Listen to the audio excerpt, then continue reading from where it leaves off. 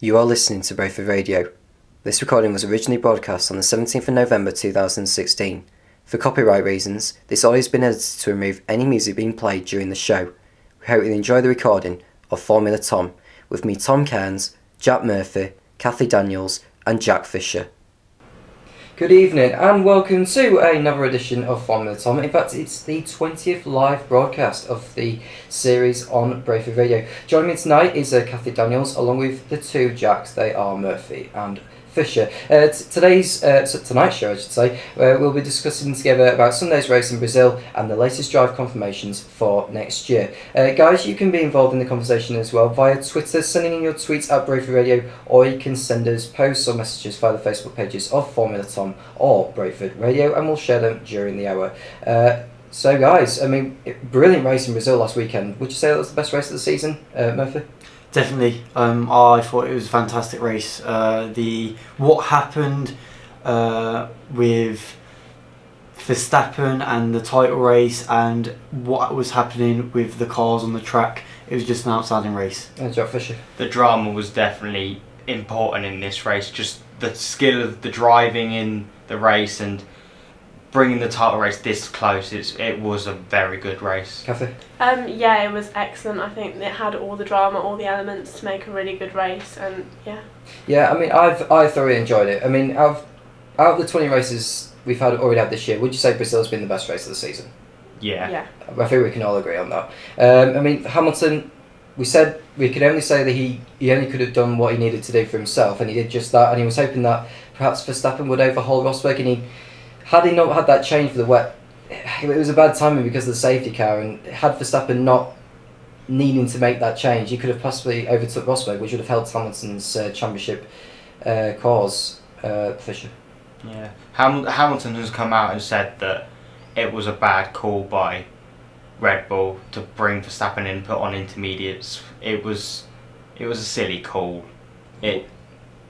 I think we went on for the from the inters to the wets. I think was it inters to a wets, or was it a wet to an? It was inters to wets. Was it inters to wets? I suppose he needed to do that because rain was still continuing to pour down. But we went down to 16th place, and he came through in the remaining laps to finish third. I have to say all the moves that he made were fair moves, even though the one with Sebastian Vettel was the closest, ending in tears. Did he feel that it was Verstappen's position? 100%. He had every right to go for that.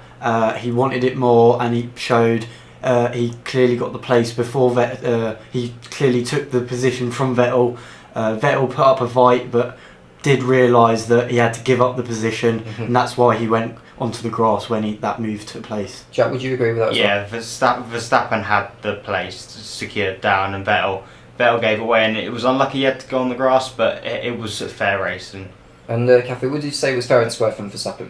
Yeah, I agree with the guys. I think that it was Verstappen's place, and that was pretty clear, and he did definitely want it more than Vettel. Yeah, Hamilton is narrowed the gap now to 12 points, which means that if he wins the race in Abu Dhabi, he needs Rosberg to finish 4th or lower. So if Rosberg finishes on the podium, regardless of where Hamilton finishes, Rosberg is champion. What's the probability of that happening for Hamilton to win the title now? There's an outside chance. I wouldn't give him the benefit of doubt. Anything could happen on race day, but there's an outside chance, especially as Rosberg is being so consistent and getting at least a podium. So it's Rosberg's to lose, and nothing really to play for Hamilton as long as he wins. If Hamilton was wishing perhaps double points was there again, that would have helped him very much. But he probably needs a repeat of 2014, doesn't he? Yeah, definitely. Yeah. Away from Mercedes, Force India, once again, they've had another good race last weekend with Sergio Perez's 4th place finish and Hülkenberg finishing 7th. That's a massive gain ahead of Williams, with Williams not scoring any points last weekend. Yeah, well, Williams is it's pretty much game over for that particular fight for the constructors now, especially with Williams not getting any points this week. It's going to take a lot. It's going to take, I think it's a race win plus more points without them getting any points for Force India, so I think it's pretty much game over for them. And further down the order, I mean, the biggest surprise was Felipe Nasr scoring his and Sauber's first point of the year that takes them ahead of Manor in the Constructors' Championship. I mean, how big is that now for Sauber? It's big because the funding they'll receive now, and I feel sorry for Manor because they were so unlucky. They got this 1 point, they were holding on to it, and Sauber come along, and to be fair, Felipe Nasr put in a good performance. Yeah, because I think he was running.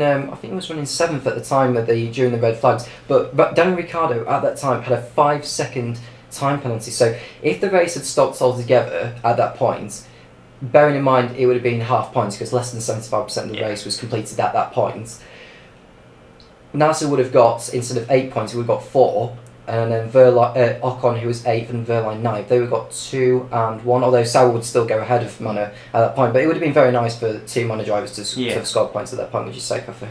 Yeah, absolutely. I mean, Manor did put in a good race, and it is a shame for them that they did miss out on the points. But again, Nasr did excellently.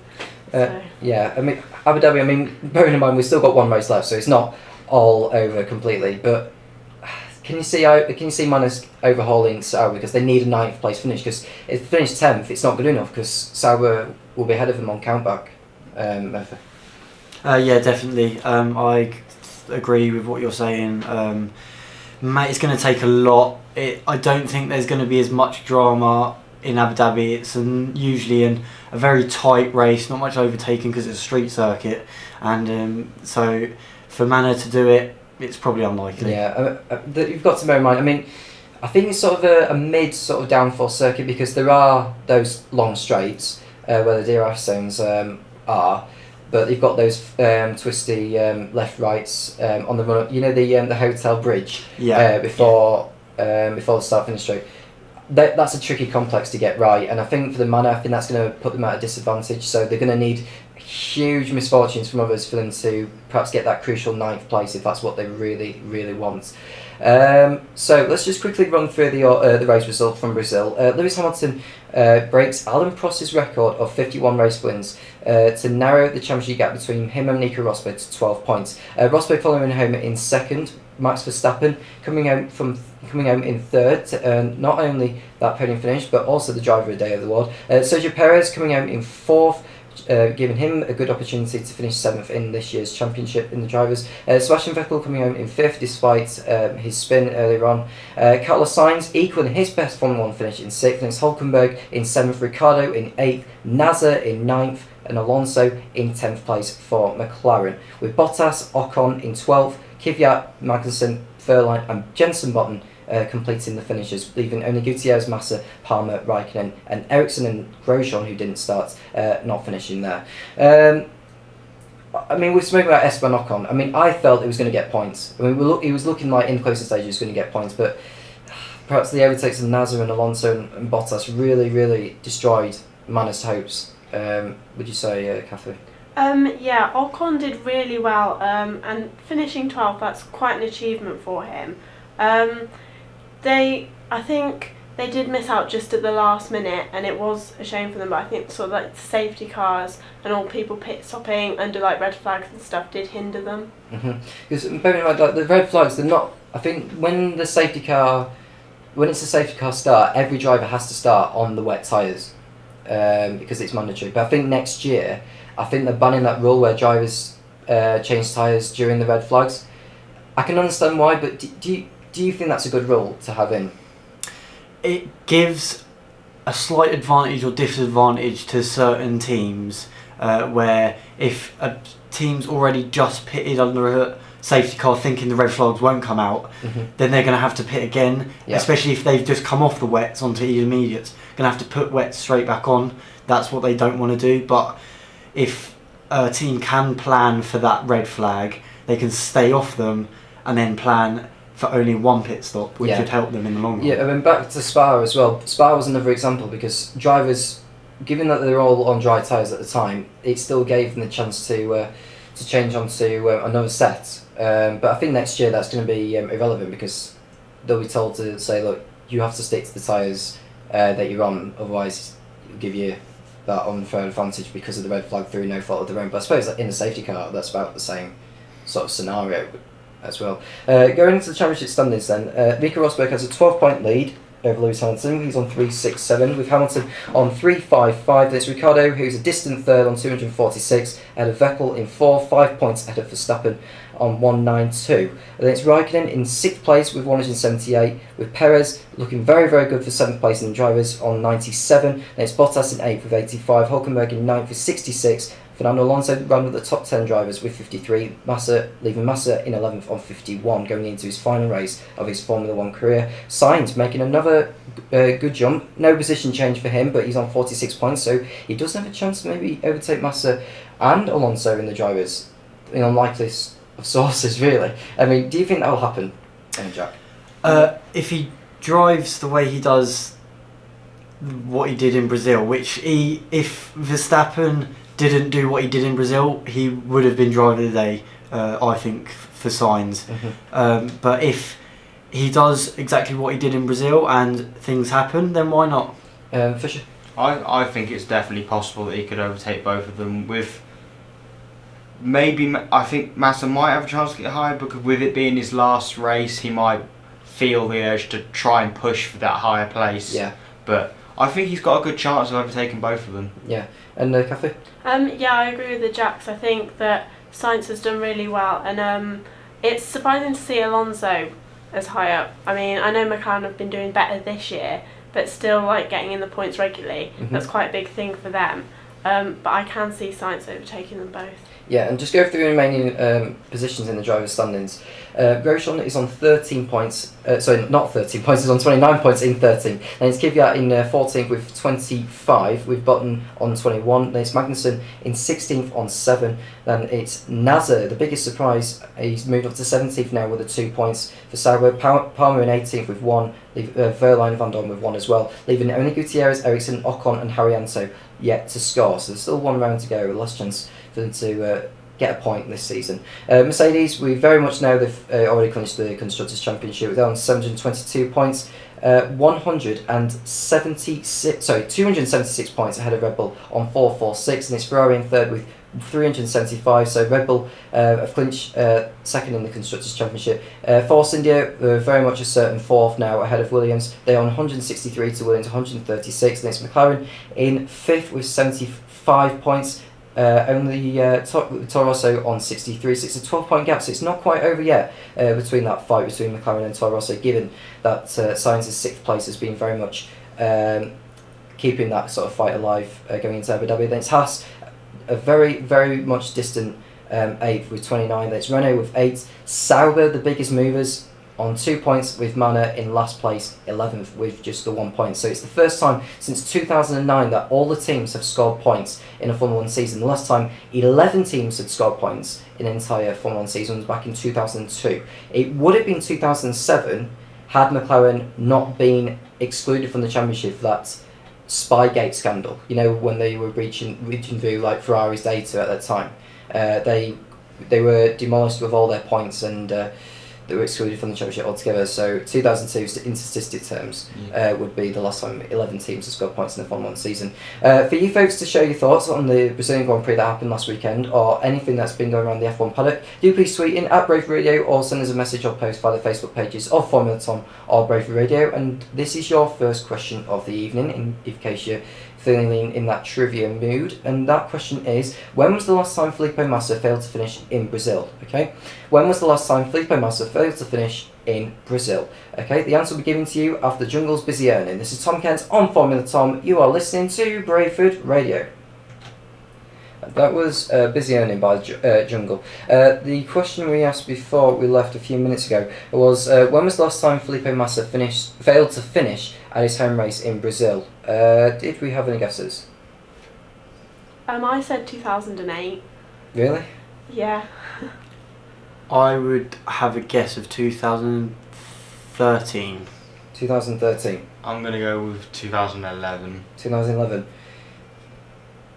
The answer is 2002, in his debut year, because last year he was disqualified for the tyre warming blanket infringement, but that doesn't count as a non-finish. But the last time he failed to finish was actually in 2002 because he collided with Alex Young in the Minardi in the race. Actually, I think I don't know whether Alex Young and Felipe Massa were actually battling for position or whether Massa was a lap ahead, but either way, that collision put Massa out of his home race then. So if you did say 2002, well done indeed. We like to go on to a driver who is made the headlines the other week on his move to Force India. That is Esteban Ocon, who will be replacing Nico Hülkenberg at that team for 2017. How do you feel about the move?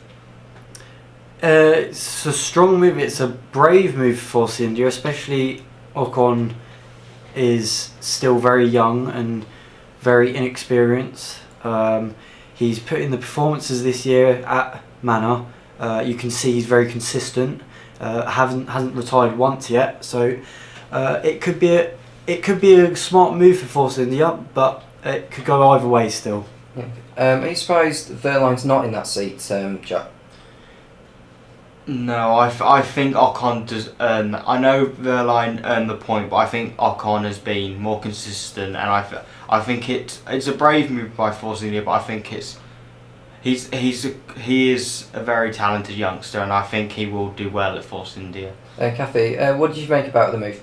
I think it's a good move for Ocon and Force India. I mean, he is inexperienced because he's only sort of done half a season in Formula One, but I think he will grow in Force India, and I think that team will teach him quite a lot. Yeah, I mean, to myself, I am a touch surprised, but I think, thinking about it, he's driven for a team with the Mercedes power engine. There is an obvious link there, but the fact that Verline hasn't been chosen over Ocon, I think that's a little bit of a surprise, but I think Manor need Verline more than they need Ocon, so I think in terms of the etiquette, I think Ocon's move to Force India is a good move. I've got a feeling he'll do well, but I think Perez will have the upper hand over Ocon next year with the experience that not only Perez has a lot more experience than Ocon, but also he knows the Force India car better than Ocon. Looking at the results he's had in the 8 races that he has been in F1 since he's made his debut, replacing Rio Haryanto at Manassi in Spa, he's done well. I mean, the 12th place finish in Brazil, that's been his best result from 22nd on the grid. And he's been out-qualifying Verline 5 times. He's out-qualified him 5 times in the 8 races, so that's more than 50% rate. How do you think he's done? Do you think he's done better than Haryanto? Yes, yeah. I wouldn't say that Haryanto did poorly, but just Haryanto wasn't as consistent as Ocon, especially in Brazil. At one point in the race, when Raikkonen had spun off into the wall, yeah, you could they showed the car camera of Ocon's, and he was about to crash right into him, and he made an absolutely great save of where he just swerved past Raikkonen's car. So you could see that he has the skill and great driving ability that could take him to be a very good driver. Yeah, I'm pretty sure he saw the yellow light because Raikkonen was, I'm pretty sure he was 5 cars ahead of him, or was he 6 cars ahead of him? I think it was because he was running 3rd at the time and Ocon was running 9th. So he would have had enough time to see the yellow light to say there's danger up ahead. So I'm pretty sure he'd been wary that Raikkonen or a car had been spinning on the straight. But for him to move out of the way of that spinning Ferrari, I think that's pretty remarkable, because had he gone into Raikkonen, it would have very much ended in tears, in my view. But luckily, he didn't crash into him. How would you say he's done in comparison to Verline? It's a tight one. Verline has been good this season. I don't think he's done anything much wrong, especially with the cars they've had. But Ocon seems to have taken, especially with only half the season under his belt, more initiative than Verline, and that's why I think Ocon has made this move. Yeah, I mean, how do you think he's done in comparison to Verline and Haryanto, Kathy? I mean, it's hard to say because he has only done sort of 8 races, whereas Verline's had the whole season there. But I think he's come in not knowing the car, and he has like outperforming Verline. That is really impressive for him. So I think even though Verline and Haryanto weren't driving badly, I think Ocon has driven a lot better than they have. Not to forget that he was last year's GP3 champion. I mean, for him to make the jump from GP3 to Formula 1 in a space of under a year, I think that's almost like a Kvyat situation, would you say, Fisher? Yes, it shows a lot of trust that they have in his ability. It shows that they've seen him and they see that he has the ability, they think that he has the ability to come to F1, and he has shown it with consistent results. Mm-hmm. I mean, I'm happy with what he's done. I think considering that the performance of the Manor this season, he's been better than what it has been. I mean, last year it was 3 or 4 seconds off the pace to the leaders, but now they're very much within the frame of challenging with Sauber and Renault, especially on the single lap pace. I really don't know what Abu Dhabi is going to happen. I think it's going to be the normal sort of Renault, Sauber, Manor fight, although McLaren and Toro Rosso and Haas have been in that frame where they've been knocked out in Q1 of all shocks. So Manor need to give it their all. They need to give it like the surviving F1. They need to do it. But I think for them to overhaul Sauber, I think that's going to be a tall order now, in my view.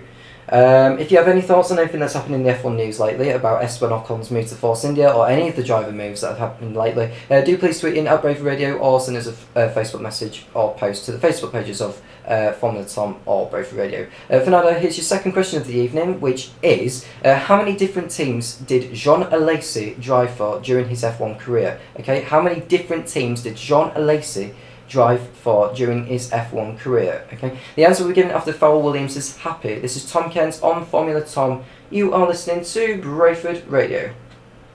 And that was Happy by Farrell Williams. The question we asked before we left was how many different how many different teams did Jean Alesi drive for during his F1 career? Guys, did we have any suggestions? I went for 4. I went for 3. And I said 5. The answer is 6. So if you did say 6, I can tell you the teams. There were Tyrrell, Ferrari, Benetton, Sauber, Prost and Jordan. Because the last 5 races that Jean Alesi drove for in 2001 was Jordan. So in the 201 races that Jean Alesi participated, he drove for 6 different teams. So if you said 6, that's a good answer. So it's that time of the show. We need to discuss. Exactly. Right. How did we do on the Badger GP results? Well, I can tell you. Guess who won in Brazil? Me. Yes, it was me this time. I managed to come out on top of it. I mean, bearing in mind, Jack, you did well as well. Yes, I did. Looking at what I got right here, I've got who got pole. I got Hamilton. Yep. I got Hamilton and Rosberg 1-2. But I didn't get anything else. But I think the majority of my points scored was from my pit wall. So I mean, what did you get from your pit wall? I had Mercedes as a team. I had Rosberg, and I had Sainz as well. So I did quite well via my pit wall. Yeah, on my predictions, for the first time this season, I managed to get all of my top 3 correct. Hamilton, Rosberg, and Verstappen. I got Hamilton as the pole sitter. I didn't get any of the I didn't get anything else. I did put. I think I put Button as the first driver to retire, but that proved to be Grosjean. I think I put Ricciardo to get the fastest lap, but that turned out to be Verstappen instead. And I put 1 safety car in there, but there was a lot more than 1 safety car. Yeah. So I don't think anybody would have got the safety cars one, to be perfectly honest. But yeah, I got in total 176 points. That's my second highest this season. The other time, the highest I got was 177 from Austria, which I last won. But the biggest losers in that, I mean, Team Martin, that's a bad blow for him in his hopes of finishing second. And he's now behind his dad. He's behind his dad as well. Oh, he's gonna hate. He's gonna hate me for mentioning that. He's actually now 94 points behind his dad. 2 places behind him. So yeah, just quickly run through the results from Brazil in reverse order. Honey Badger GP got 65 points. Team Martin 77. Red Bull Dog GP 104.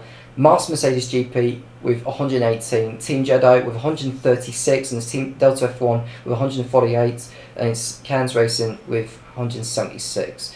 How does that affect the standings? Well, I can tell you, Red Bull Dog GP brings up the rear with 1,898 points, then it's Honey Badger GP in 6th with 2,033, then it's Team Martin in 5th with 2,210, then it's Delta F1 in 4th with 2,298, Team Jedi in 3rd with 2,304, then it's Cairns Racing in 2nd with 2,355, and then Mars Mercedes GP, as he's done all the way through the season, is ahead of 2,512, but his lead did slash in Brazil, because I got in total 58 points more than he did, so I'm 157 points behind Mars Mercedes GP going into the last race in Abu Dhabi.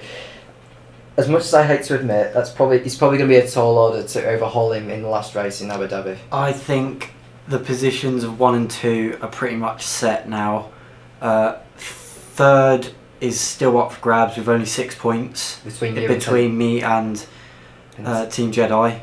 I think Martin is pretty much solid in 5th now, unless something big changes, and 6th and 7th are probably set in stone as well. Yeah. I mean, I'd like to see Red Bull Dog GP getting to that 2,000 point mark.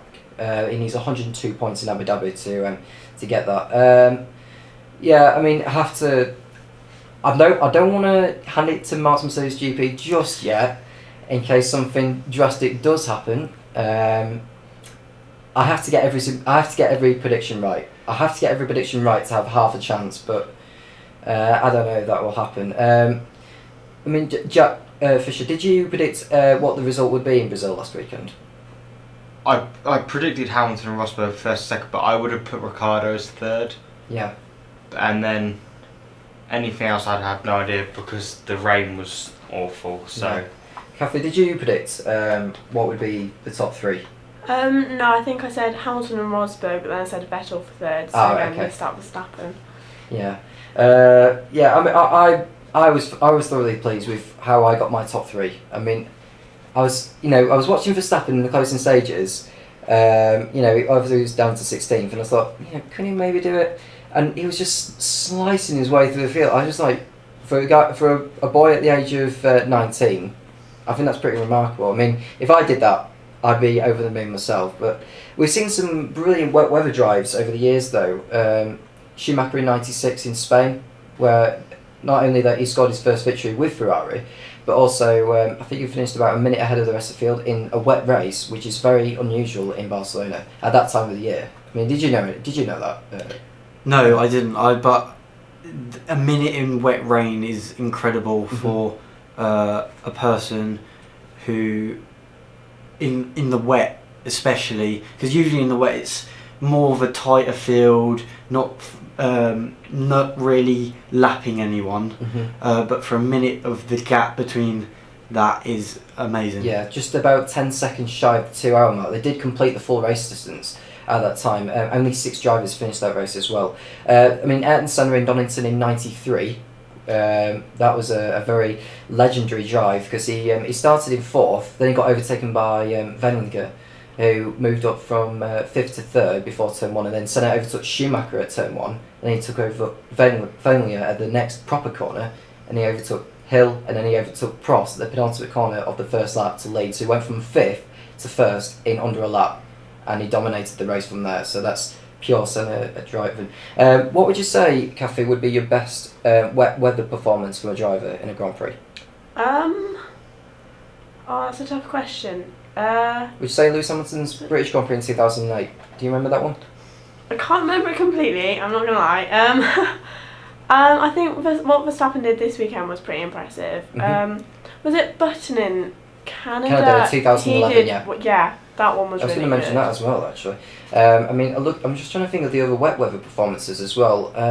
It's hard to think, because I think you have to go back like 40 or 50 years to think about another wet weather drive. Were you going to say something? You've got... it was one of Senna's first ever races in Monaco. Well, that was with the Tolman. Where he finished 2nd. Yeah, that was a wet race, and the only reason he didn't end up winning was because they red flagged the race. Yeah. and he was chasing Prost at the time Yeah, as well. He was in the car. that's got to be one of my top. Yeah, I mean that's in the Senna documentary as well. So if you haven't seen that, I highly recommend watching it. It's a good documentary. Yeah, it's a very good documentary. But yeah, I was going to say Senna's first victory was in the wet in Lotus in '85 in Estoril. That was another wet weather drive that goes in that list actually. But yeah, like you said, Kathy, the race that Jenson Button won in 2011, where he came from 21st after the third safety car to win the race by overtaking Sebastian Vettel on the last lap. That, for me, is by far the best race in Formula 1 history. I mean, you could argue with me as much as you like, but that's going on my list. But would you agree that was the best race in Formula 1 history? That or the title decider in Brazil for Lewis Hamilton. I actually really liked that race. The drama in that race was very good. Yeah, I mean that race. I was in Spain at that time, and I was in a bar with my family, and there was all the Spanish locals that were wanting Massa to win. So I had to sort of. My family kept telling me to sort of stay calm and don't, be like rude in a sense, but I wasn't going to deny it. It was a memorable moment. I mean, when Sebastian Vettel overtook Hamilton, I think it was 3 laps to go. Yeah. And there were the locals were like celebrating because Massa was going to win the championship on countback. But after he took the checkered flag, Hamilton overtook the Toyota of Timo Glock on the last lap on the last corner. That was That was amazing. I couldn't believe it. I wanted Massa to win so much. Really? Yeah. It was horrible. I know I'm British. I should support Hamilton, but I wanted Massa to win so much because this would probably be his best chance of winning the championship at any time. And I just felt gutted when he overtook Glock and his home race and as his well. home race as well. I mean, I don't think I've ever seen a driver win a championship at his home race. I mean, Schumacher could have done it in 2002, but he won it the race before in France. But to be honest, if I was in Massa's shoes as well, I'd have felt deflated as much as anything because.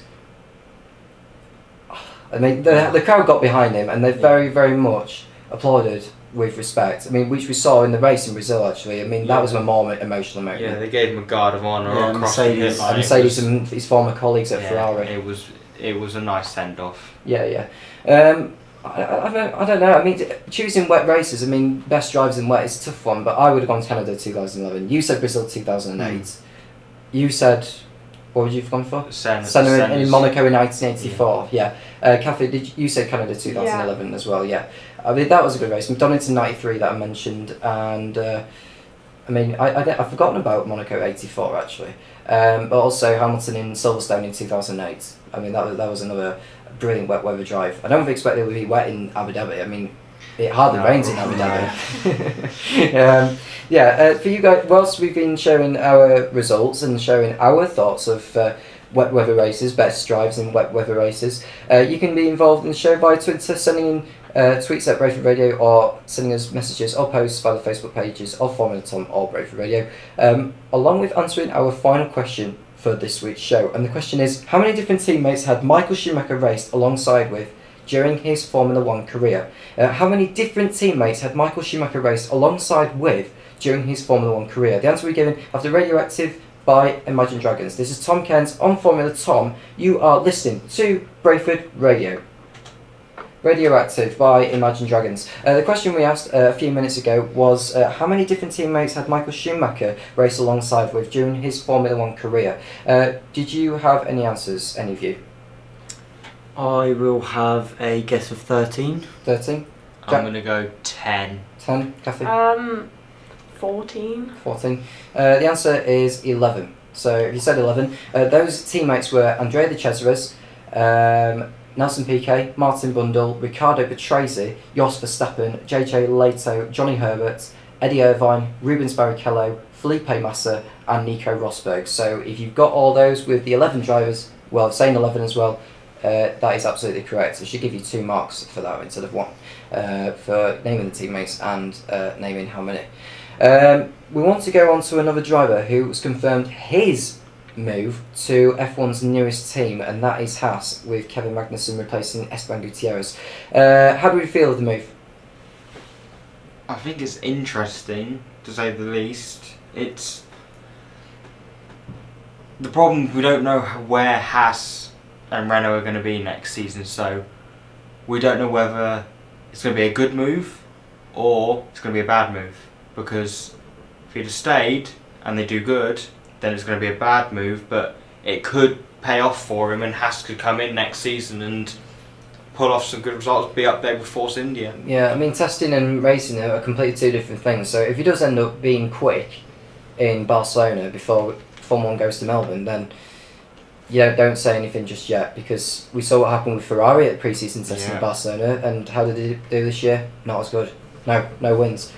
Jack, what did you say about Magnussen's move to Haas? I think it's a good one for him. I think he's seen what Haas can do, and I think he's taken the opportunity to maybe have a good second year overall for Haas. So it will be interesting to see what he can do there, and I think it's actually a good move for him. Yeah, Gunther Steiner, who was known for his duties at Jaguar and Red Bull, can he perhaps help guide the team to perhaps Formula 1 success like he did with Red Bull? Because he left Red Bull at the time when they started winning, did Gunther Steiner. Can he perhaps maybe emulate that with Haas? Well, at the weekend he had a little bit of a, I wouldn't say bust up, but I would say a little bit of an argument with Gutierrez, because Gutierrez didn't like what had happened in the race, and he threw his gloves towards one of the mechanics or something. I think he threw it at the wall arch. I don't think he was aiming for the mechanics. But I think he was just throwing it at. It was understandable. He wasn't happy. Yeah, it was a bit of just a frustration thing, and he got a right telling off from him because of that. But if they keep on the same page, if Magnussen works with him, then it can definitely have a great positive vibe around Haas. Kathy, how did you feel when Haas confirmed Magnussen replacing Gutierrez? I felt a bit sorry for Gutierrez, because I feel like I know he hasn't been putting in brilliant results this year, but I feel like another season would have been beneficial for him to prove himself. But Magnussen, from his point of view, I think it's a good move, because Haas, obviously, they are a new team, they are improving. So I think they will next year. I think good things we can expect. I mean, they need to work on the races, I think, in the mid part and the latter part of the season, because the early part of the season was where they got the majority of their points. They can't just rely on that in the first race. I mean, we don't know what's going to happen in the first few races in terms of where each driver will be in the pecking order. It's just normally mid-season when we know where everyone is. I mean, Red Bull, for me, I think it's probably been the most improved team all season. So what do Haas need to do? They need to just take what they had from the start of this season and keep it going throughout the season. If they can do that, then they would be well up there with the contentions of, say, McLaren. They would be right in the mix of the constructors' race, and so they just need to get what they were doing at the start of the season and make it more consistent. Kathy, would you agree? Yeah, I think they just need to work on their consistency for next year. Yeah, and Fisher? Yeah, I agree. If they can push forward from the results from the start of this season, then they've got a real contention of pushing up. And taking into the fact that Haas's best finish this year has been 5th, with Romain Grosjean achieving it in Bahrain. But Gutierrez has scored no points at all this year. The close, I think 4 or 5 times he's finished 11th, but he's not scored a point this year. He is one of 4 drivers who hasn't scored a point this year, along with Ericsson, Ocon and Haryanto. I think that's a bit of a shame for Gutierrez, because we predicted as a team that Gutierrez would still be with Grosjean.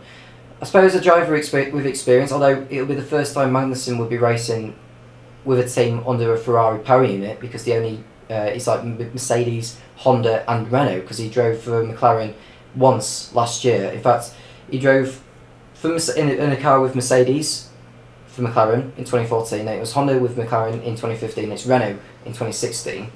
And not to forget, his best Formula 1 finish has been second on his debut in Australia in 2014. I think, how's he going to do in comparison to how he did with Renault this year? Because he only just got in, replacing Maldonado about a month before the season started. If he works throughout the off season with Haas, then I think he'd do much better, just by that time to get used to the car, that time to work with the team, should help him a lot during the next season. Mm-hmm. Jack? Yeah, I agree with them announcing this soon. It means he can work with the team, push his abilities up, and get the car working around him so he can push forward and get better results. Yeah, and Kathy, is it a good move for Haas? Is it a good move for Magnussen, did you say? Yeah, I think it is, and considering the fact that with Renault, obviously he only just got in because Maldonado left, and I think when he was with McLaren, they sort of held back on the decisions there for a while when he was with Button. I think it's good. It shows the team has confidence in him. Yeah, because he only came in once in 2015 because he replaced the injured Fernando Alonso at that time.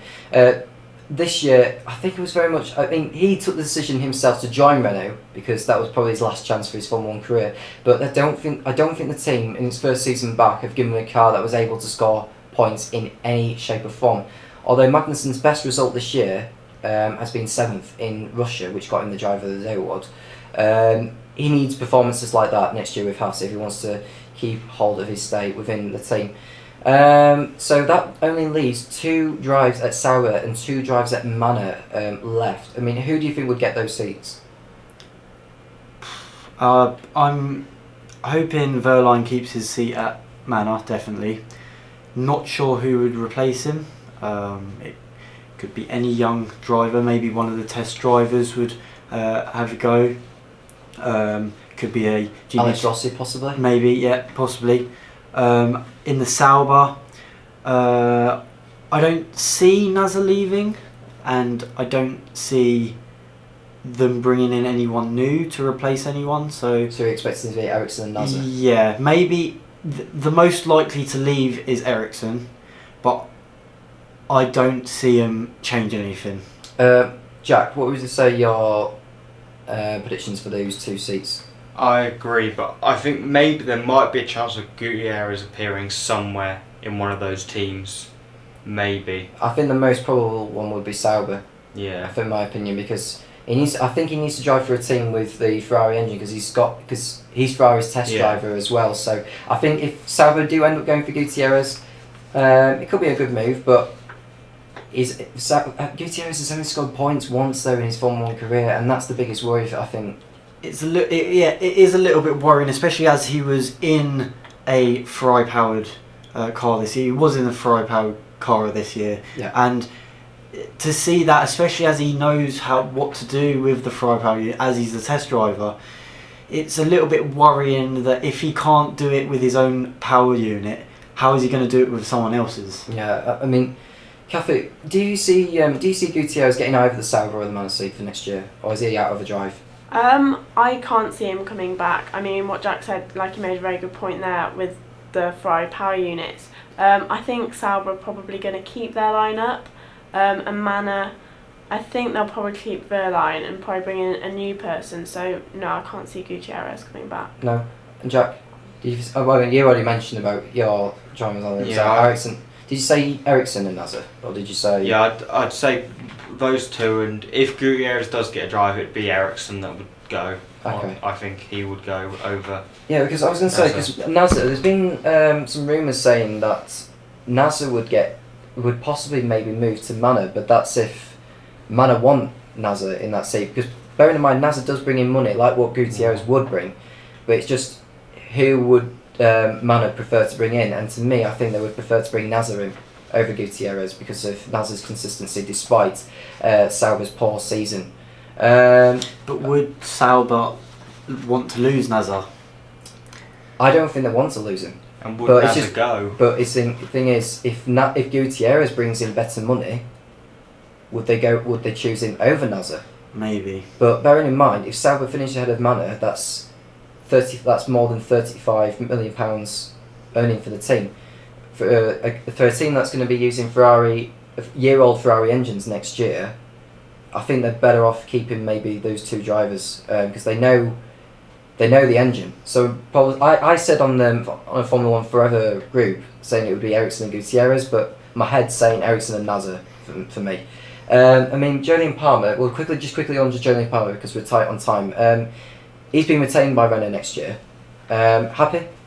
Yeah, Yeah, I'd like to see the British kids staying with their teams, and I don't see he's not done anything wrong with Renault, so another year's experience would be good for him. Yeah, Jack. It's good. It's good to see a young British driver keep his seat. Mhm. And Kathy. Yeah, I agree with that. I think it's good that they've kept Palmer. Yeah. We'll go on to the Abu Dhabi preview next week, and that is the end of the show. Thank you for listening and sending in your tweets and answers this evening. Do make sure you tune in next week's show, where me, Jack Fisher, Harry Parker and Martin Bullock will be building up for the final race of the season in Abu Dhabi. Okay, from me, the two Jacks and Kathy, have a good weekend, and we'll talk to you again in 7 days' time. This is Tom Kent on Formula Tom. You are listening to Brayford Radio.